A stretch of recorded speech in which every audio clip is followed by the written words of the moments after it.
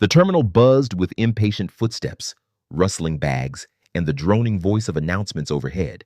Among them, at gate B7, stood a man who didn't quite belong to this time. His clothes too simple, his eyes too tired, his hands gripping a worn leather satchel. He wore an old brown cap. Faded patches peeked from the side, and a rusted army pin barely clung to the rim.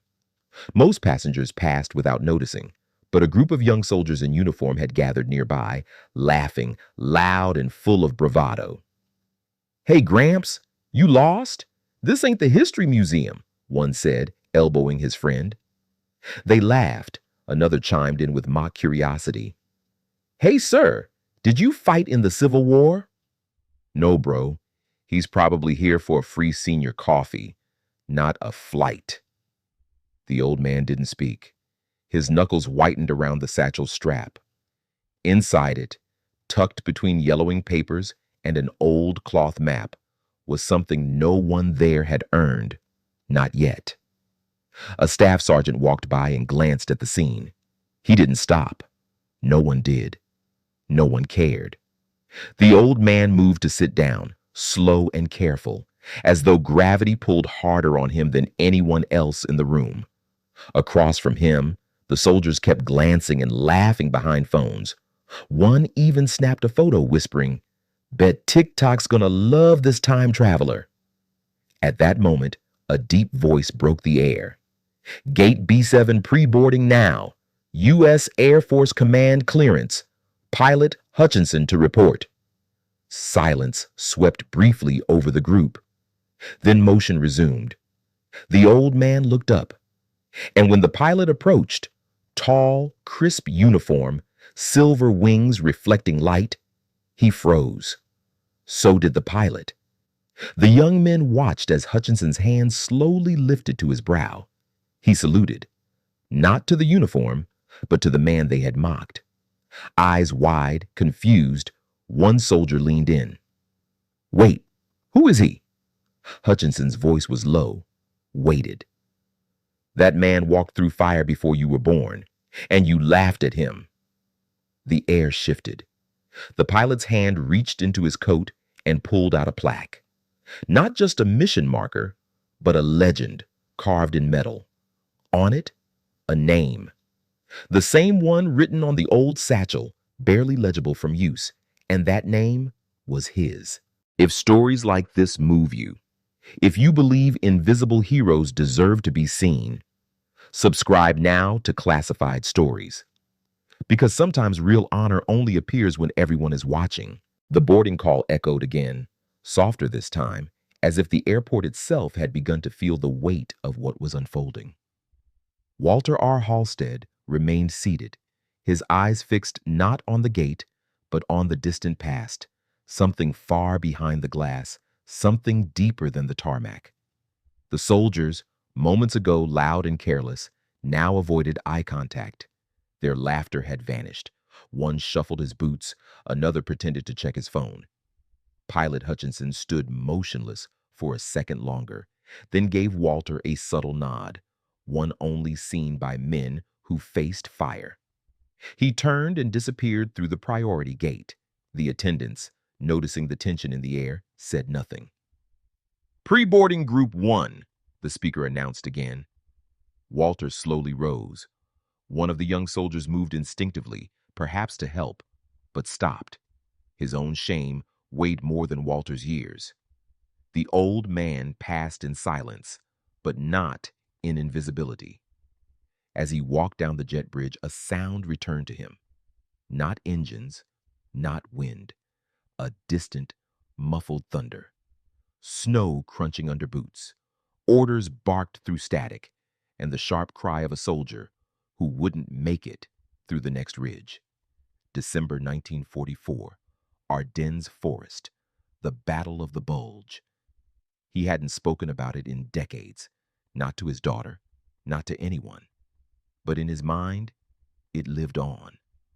The frostbite, the silence before the mortars, the smell of gunpowder and wet wool, and the letter he never sent, folded in the back of his satchel even now. It was there, among the bloodied pines, that Private First Class Walter Halstead had carried 2 wounded men on his back across a mine-laced ravine. He lost 3 fingers to shrapnel and still fired his M1 to cover the retreat of his platoon. They never gave him a medal that day, only a radio call. He held the ridge. That phrase followed him like a ghost. No ceremony, no photo, just silence. And now, laughter at an airport gate. But as he stepped into the plane cabin, a young attendant glanced at his bag and froze. "Sir, is that your name on the plaque?" Walter said nothing. She blinked, then stepped back gently. He nodded once, took his seat near the back, and the door closed behind him. The cabin lights dimmed as the aircraft climbed past the clouds, breaking through the gray veil into golden light. Rows of passengers settled in. Soft chimes rang overhead. But in row 27A, silence clung like mist. Walter R. Halstead sat with his eyes closed. Not asleep, not quite. His hand rested over the satchel, 2 fingers gently tapping as if echoing distant gunfire. Across the aisle, the soldiers who had laughed before exchanged glances, visibly uncomfortable. Then a voice came from the front of the cabin. "Good afternoon. This is your pilot speaking. This flight holds someone special today."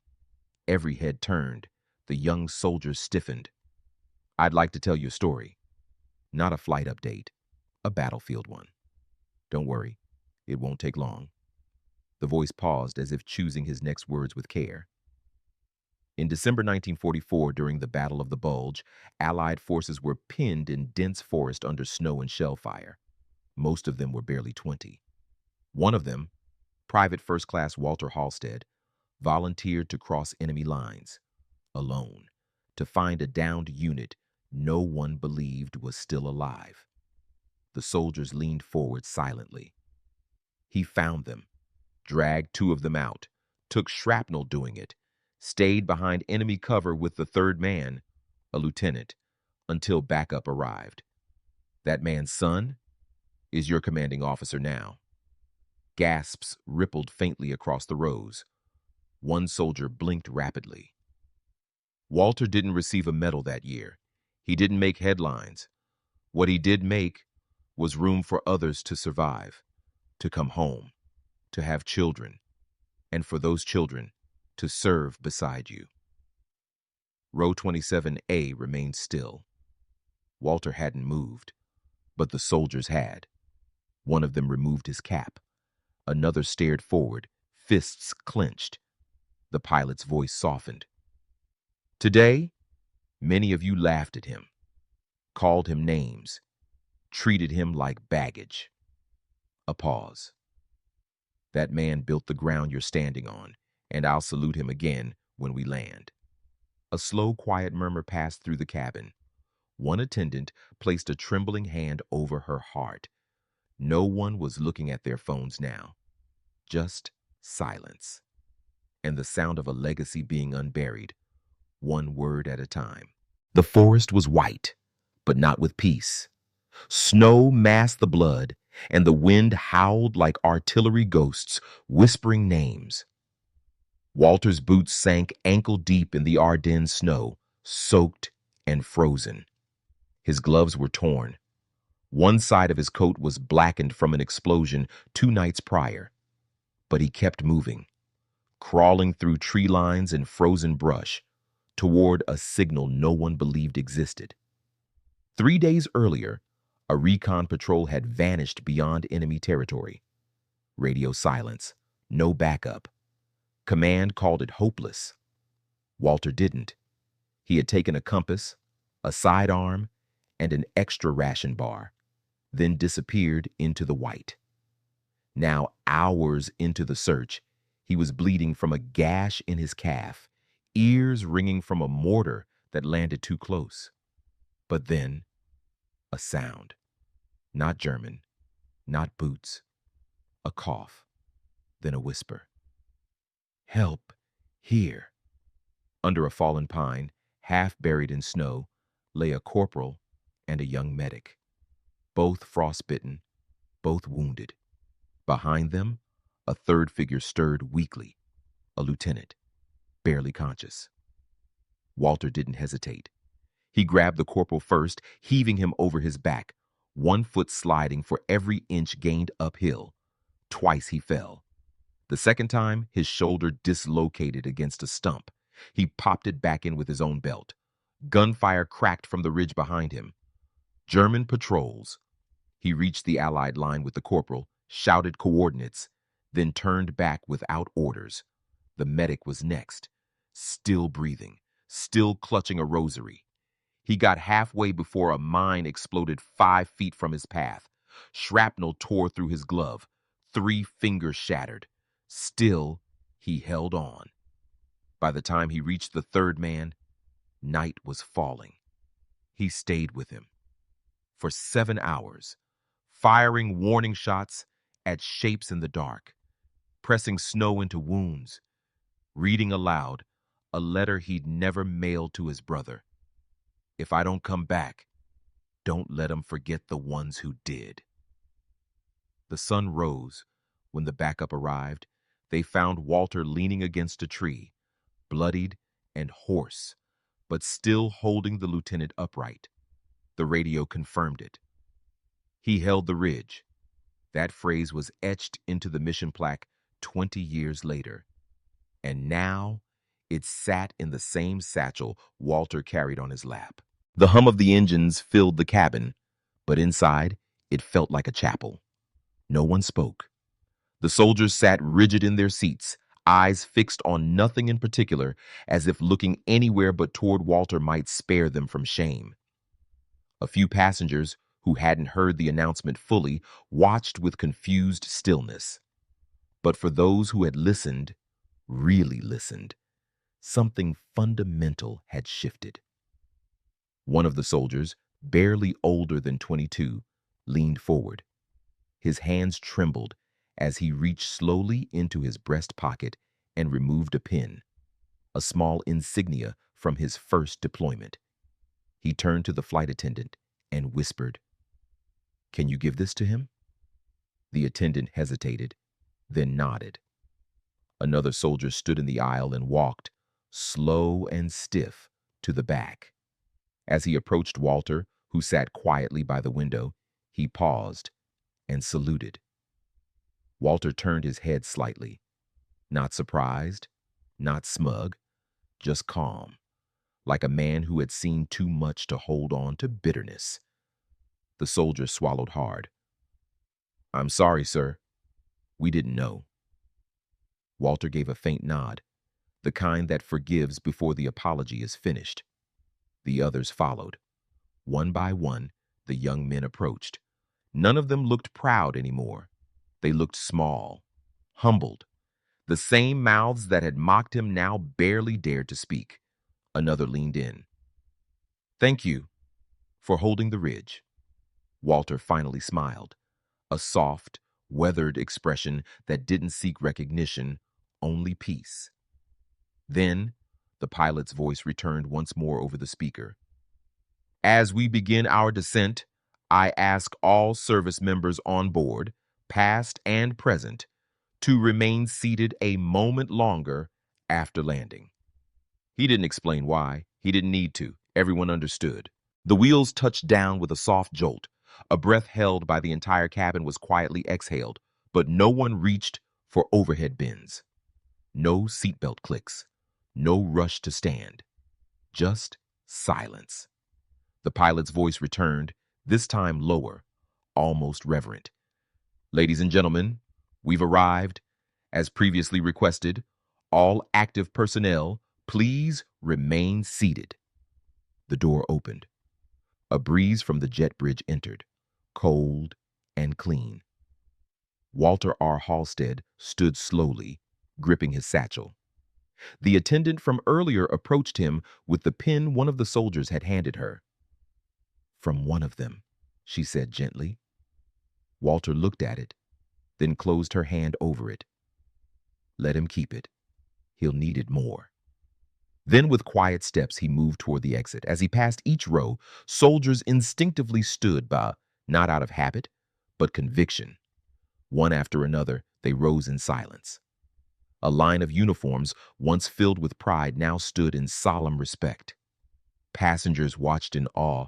No one filmed. No one dared to. At the front of the plane, Captain Hutchinson waited, cap in hand. When Walter reached him, the pilot didn't speak. He simply turned, stood tall, and saluted. It wasn't rushed. It wasn't forced. It was the kind of salute given to legends.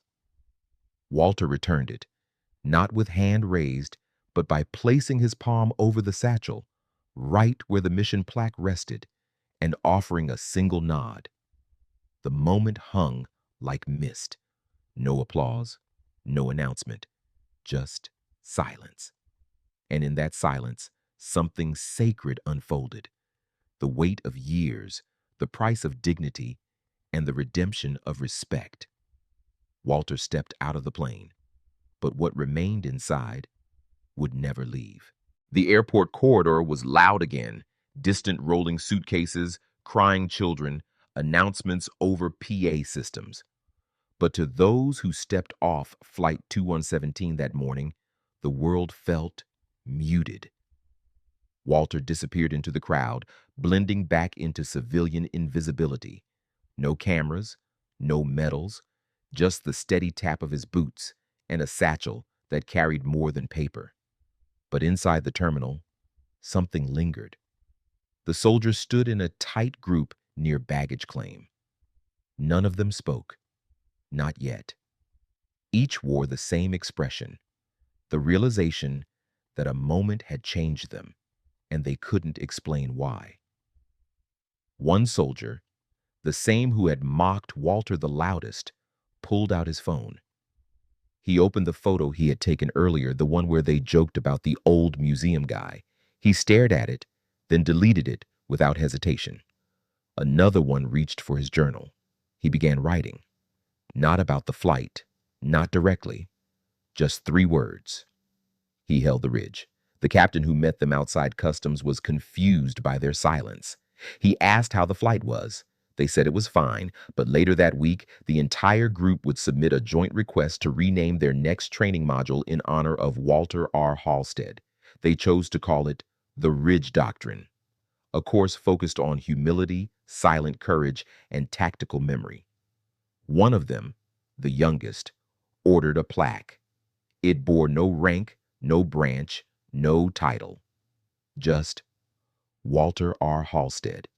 You laughed, then you listened, and now you remember. Somewhere, in a quiet room, Walter unpacked his satchel. He placed the mission plaque beside a faded photograph of his old unit. He smiled, just slightly, then folded away the cap. His service wasn't about being seen. It was about holding the line until others could stand. A week passed, then 2. In a quiet suburb far from the base, Walter R. Halstead sat on a weathered bench beneath a maple tree that had watched him grow old. A small box rested on his lap, not military issued, but personal. Inside, his service dog tags, the letter he never mailed, and a folded American flag once forgotten in a drawer. The sun filtered through the branches like golden memories. A boy approached, barely 10, backpack too large for his frame, curiosity in his eyes. "Sir, are you the man my brother talked about?" Walter looked up. He didn't ask who the brother was. He just nodded. The boy sat beside him. "He said you saved people, that you didn't want a medal." Walter smiled faintly. "I already got one." He tapped his chest, not over his heart, but over his satchel. "They just didn't hand it to me that day." The boy looked confused. Walter chuckled gently. "It's okay. Some medals you earn when no one's watching." He handed the boy the folded letter, the one never sent. "Tell your brother to read this, and tell him to never forget the ridge." The boy held the paper like it was gold. As Walter stood to leave, the boy did something unexpected. He stood tall, straightened his back, and, not quite perfect, gave a salute. Walter froze, the same way the pilot had. Then slowly he returned it. Two figures, one at the end of his life, one just beginning, stood in silence under a tree. No crowd, no ceremony, just legacy. And the echo of one man's quiet courage rippling into another generation. Some men earn their honors in silence, but their stories live on, if someone's willing to listen.